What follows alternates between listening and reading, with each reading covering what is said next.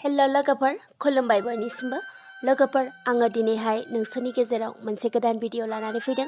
बे भिडिअआ जागोन जे ससियेल मिडियाफोराव दा बर'नि गेजेराव गावजों गाव राजनितिखौ लानानै गावजों गाव दान्थे बिदान्थे जालायगासिनो दङ। जे BTR एकर्डखौ लानानै खायसे दोलोआ बुंदों जेबो गैया, खायसे दोलोनिया बुंदों गोबां बायदिसिना दङ, बेफोरखौ मावफुङोब्लानो बर'नि जे आद्रा थानाय सिमां बियो मोगथाङाव जाफुंनायनि लामायाव होननानै खायसे दोलोनि सुबुंफोरा बुंदों।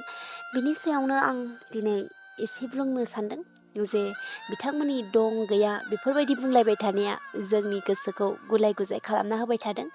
बिनि थाखायनो आं सानदों जे BTR एकर्ड जाखांनायनि उनाव जोंनि मेलेमजिबि सानसुमै जोंनि बर'नि गेदेर गोलाव दैदेनगिरिफोरा बे BTR एकर्डखौ खालामखांनायनि उनाव मा खोथा बुङामोन ससियेल मिडियाफोराव बा पाब्लिकनि सिगाङाव। जानो हागौ नोंथांमोना बिथांमोननि बुंनाय जे बाथ्राफोरखौ नोंथांमोनाबो खोनाखाबाय जानांगौ। थेवब्लाबो आङो बिथांमोना मा बुङामोन बेखौ आङो नोंथांमोननो दिन्थिफिननो लादों। अब्ला नायलांदो लोगोफोर, जागायलांदिनि। गिबियावनो आङो NDAVनि गायसनगिरि DR नाब्ला बा रन्जन दैमारि सारनि बुंनाय रावखौ लानानै फैदों। सारा BTR एकर्ड जाखांनायनि उनाव BTRनि सोमोन्दै मा बुङामोन नायदो। बे BTR गोरोबथाया बर'फोरनि जायगायाव मोनसे गोदान थासारि, खौसेथि आरो जौगाथाय लाबोनायनि फारसे लामा दिन्थिलांगोन।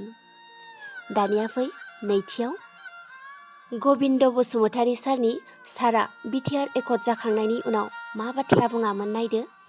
बे गोरोबथानि गेजेरजों जोबोर गुवारै गुस्लायनाय, सोलायनाय आरो समाजारि रांखान्थि बिथिङाव जौगाथाय लाबोगोन। फै जों बयबो खौसेयै बेखौ दाफुंनो थाखाय खामानि मावलांदोनि। दानिया फैबावदो थामथियाव BTCनि खुंथायगिरि हाग्रामा महिलारी सारा BTR एकर्ड जाखांनायनि उनाव मा बुङामोन नायदो।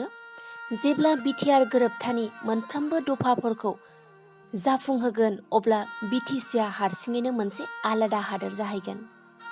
दानिया फैबावदो जोङो ब्रैथियाव एबसुनि बारग' आफादगिरि प्रमद बर' सारा BTR एकर्ड जाखांनायनि उनाव मा बाथ्रा बुङामोन नायदो।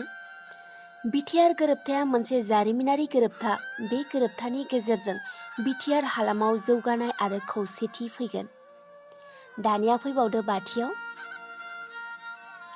चन्दन ब्रह्म सारनि सारा BTR एकर्ड जाखांनायनि उनाव मा बाथ्रा बुङामोन नायदो। BTR गोरोबथानि गेजेरजों सोलोंथाइ, सावस्रि आफाद, समाज आरो रांखान्थिनि फारसे जौगानाय लाबोगोन। अब्ला जोङो बिथांमोननि जे बुंनाय राव बिनिफ्रायनो जोङो बुजिनो हायोदि बिथांमोननि जे साननाय बा जे थांखि लानाय बेयो मोनसेयानो, जे बर' हारिखौ मुलुगाव गेरेमसा हारि महरै दाफुंलांनाय।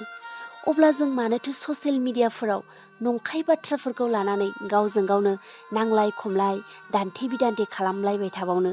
जे BTR एकर्डखौ लानानै जे जोंनि गेदेर गोलाव बर'नि दैदेनगिरिफोरानो बुंखाबायब्ला, फोरमायना होखाबायब्ला जों मानोथो आरोबाव गावजों गावनो नंखाय माखासे खोथाफोरखौ लानानै BTR एकर्डआव जेबो गैया गासिबो दंजोबो बेखौ मानो बुंबाय थानानै गावजों गाव नांलाय खमलाय बेबायदि खालामबाय थानांगौ।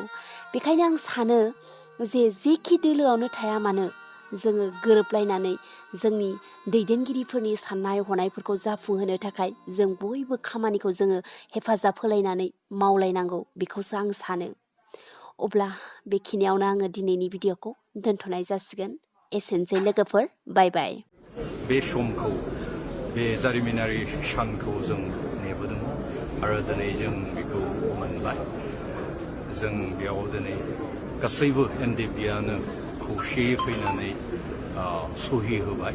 आं बेनि थाखाय गावबो गोजोननाय मोनदों आरो आसा खालामो बे जि गोरोबथा बे गोरोबथाया जोंनि गेजेराव गोदान मोनसे मुगा लाबोगोन, गोजोननायनि आरो दावगानायनि।